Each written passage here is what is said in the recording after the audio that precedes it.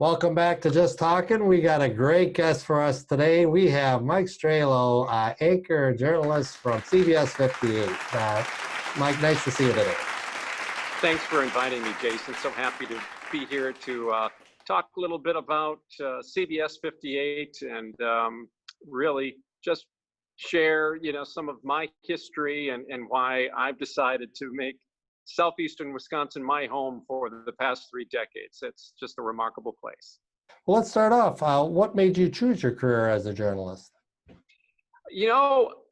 I guess I go back to sports, Jason. Yeah, I loved sports when I was young. I played football, basketball, ran track. My dad was all-state at Wausau High School, went to UW-Madison. I think he was a freshman when the great Kenosha legend Alan Amici played for the Badgers as well. And so I loved sports. I wanted to be a play-by-play sportscaster, cover football, basketball games. And so in high school, I started reading the announcements and during the morning, trying to, just get my voice over the air, learn how to deal with the nerves that come along with it. And I went on to UW La Crosse and decided to enroll in the mass communications program there. And as I went through that program, I was playing football for a couple of years for UW La Crosse. I left after 2 years, decided to focus primarily on television. And I got to my senior year and I realized that sports is something I want to keep as a hobby. I didn't want to make it a profession. And so my senior year at UW La Crosse, I started working for the campus radio station, writing news, reading news, and then got my first job right out of college, 1982, at WXOW-TV in La Crosse. And boy, small market TV is fantastic. You get to do so much and learn so much, whether it's reporting, anchoring, using the cameras, all the kinds of equipment, because you start out there and they expect you to do a lot for them. And so it was a great way to jump right on in. Do anchors usually report the news, or do they do stories as well, or do a combination? Let's hear about that. Yeah, anchors, reporters, I've done a lot, in 38 years of television. I've worked as a reporter for La Crosse, Green Bay, and certainly here in Milwaukee as well. I think to be a good reporter, to be a good anchor, you first have to be a good reporter. The kinds of things that you experience, Jason, out on the anchor desk, the experience that you get in the field really makes you a better anchor. And once you do start to anchor, I think you then become a better reporter, because we are put in situations where we do go out and we anchor in the field.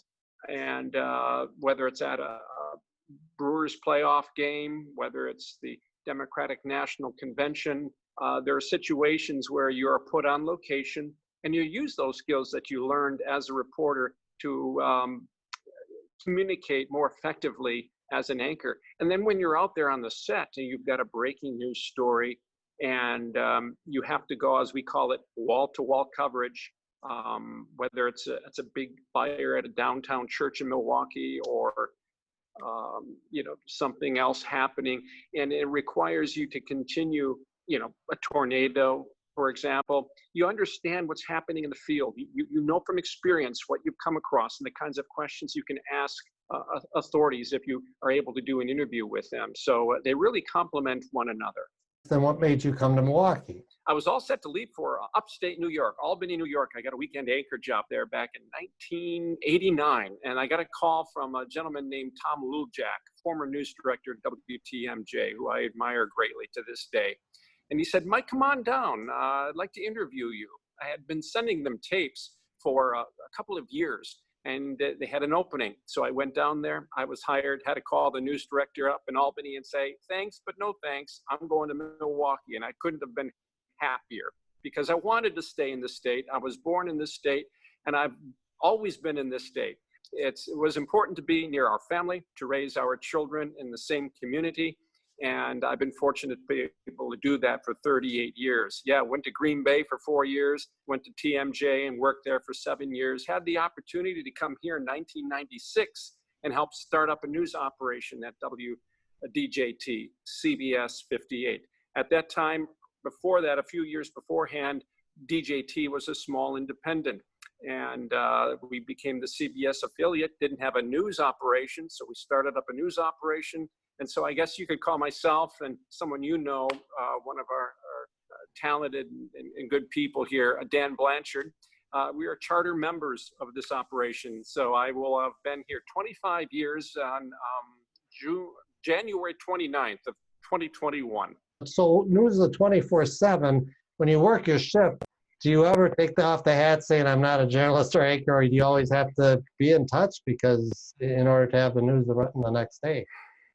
So true. I mean, I think we all need to unplug from time to time after a busy day, which today has been extremely busy, which is a good thing. It's always something new.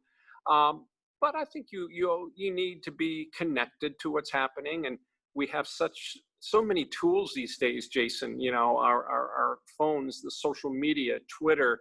Yes, I'm looking at that. I'm staying abreast of what's happening. It is part of the job. If something were to happen, I shouldn't have to wait around for someone to call me and say, we need you to come in. I should be the one, if I see something big happening, hey, do you need help? I'm going to come in. But sure, we need to unplug and let go of it from time to time. But I think you always stay connected. You have that hunger, that desire to know what's happening. You brought up CBS Sunday Morning. I absolutely love that show. And then they came in with the Milwaukee version. Let's hear about that. How did that all come about prior to the CBS Sunday Morning, the local end of that you're involved with?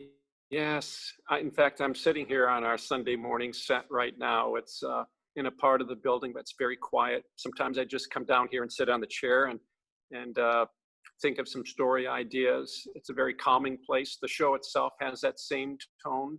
A Sunday morning where people get up, put on the TV, maybe they have a cup of coffee, a paper, their pet next to them.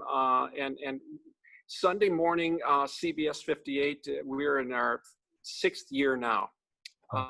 6 years ago, our general manager, who's retiring soon, Mark Strehlow, for the television industry here. We were talking about what we could do when he first came on board to continue to move our station, to elevate our station. And we talked about Sunday morning and the success that the CBS program has had over the decades. I remember watching with Charles Kuralt and Charles Osgood. Great storytellers. You watch that program and just, you know, Lionel Richie always talks about easy like Sunday morning. Well, I tell you, Sunday morning certainly provides that.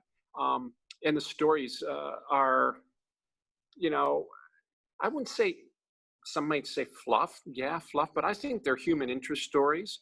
Sometimes they're on a particular person or a group or a community, but they're done and they're shot in ways that I really allows them to breathe, unlike newscasts, which have their own role of providing you with the daily dose of news, and the pace is always different, delivering them in a way that makes you feel a little uptight, but rather more of in a calm, confident way. And so, yeah, we've been doing it for more than 5 years now. We've met a lot of people along the way, and the more we do these stories, the more feedback we get from people saying, hey, did you know this, or did you know that? And our best ideas come from our viewers who email us, who will pick up the phone and let us know, did you know so-and-so's doing this? And a lot of these people we're doing stories on, Jason, are those who are flying under the radar. You don't pick up the paper, or you don't go online and read stories about them. They're not necessarily looking for attention, but they're doing some remarkable things, and we like to highlight that.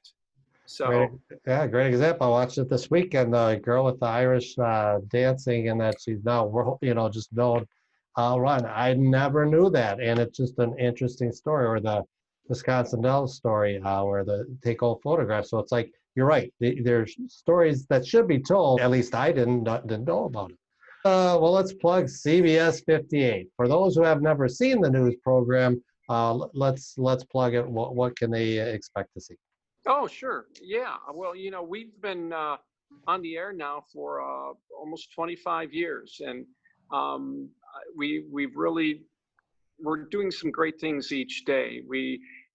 I think we try to bring across to our viewers, obviously what's happening during the day, and do it in an unbiased way that it's not all bells and whistles. Yeah, you have to certainly dress up, the presentation. But I think a lot of viewers, when they tell me what they like about what we do, it's pretty much straightforward. And we've got some talented people here who really are go-getters. So we have people like myself who I try to wear various hats as not only an anchor and reporter and editor, but I try to be a mentor, because I remember when I was in their shoes and starting out in, say, my 20s, and it was my second or third TV station, there were always people above me, whether it was Mike Jacobs at TMJ4, Mike Goucher, Tom Zelaski in Green Bay, all these people who would take me under their wing and really provide some advice about the business and about life as well. So, yeah, I think we have a very good product. We're staying on the cutting edge of this evolving technology. And yeah, it's a lot more competitive these days, no doubt. There's so many choices that viewers have, and shorter attention spans. And so you got to make sure that you don't give them a reason to click and go somewhere else. Well, you are a sports fan. Do you think the Packers are going to go to the Super Bowl, or the Brewers going to the World Series? Let's see. You know it better than me, so let's hear it. Well, let's talk about the Bucks first, okay? So we got the playoffs starting real soon, and a lot of people are a little worried about how they've played during these seeding games. I wouldn't take much away from that.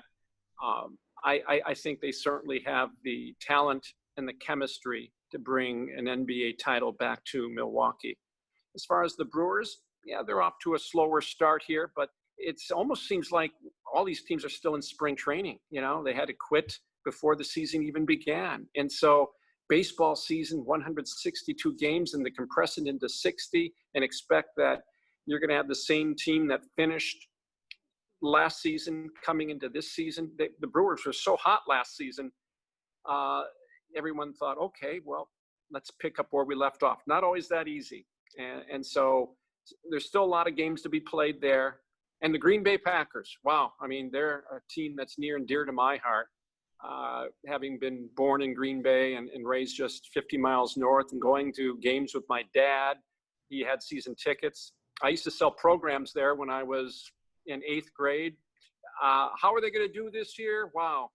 We'll see. A lot of people are sort of writing them off as like a 8-8 team, but they were talking about that last year, and they were 13-3. They overachieved. Some people say they weren't as good as their record, but they still won those games. So I look forward to football, and I hope football can survive the season. I know we haven't said much about COVID, but what a transformational year it's been for all of us, not only in the news business, but everybody in this entire world. And we've had a number of crises that we're dealing with COVID. We're dealing with an economic crisis, and of course, the racial inequities in this world. And we hope, I hope, I'm always a silver lining kind of guy. I hope that we can emerge from all of this and look years from now, something that provided some closeness, that perhaps we can bond and provide some greater understanding of all of us. But we'll see. So if anybody want more information about CBS-58, or if they want to submit, stories, just go to the website or social media, or where should they go? Yeah, we have various ways, Jason, that people can connect with us. They can connect with me, Mike, M. Strehlow at CBS58.com. I'm at Mike Strehlow on Twitter. and yeah, just various ways they can reach out to us. And we look forward to hearing from people. All right. Well, on that note, we want to thank you, Mike Strehlow from CBS-58, who just did an excellent job, and also the CBS Sunday Morning. I encourage people to watch that as well. Mike, thank you so much for time with us today. You're welcome, Jason. Best to you.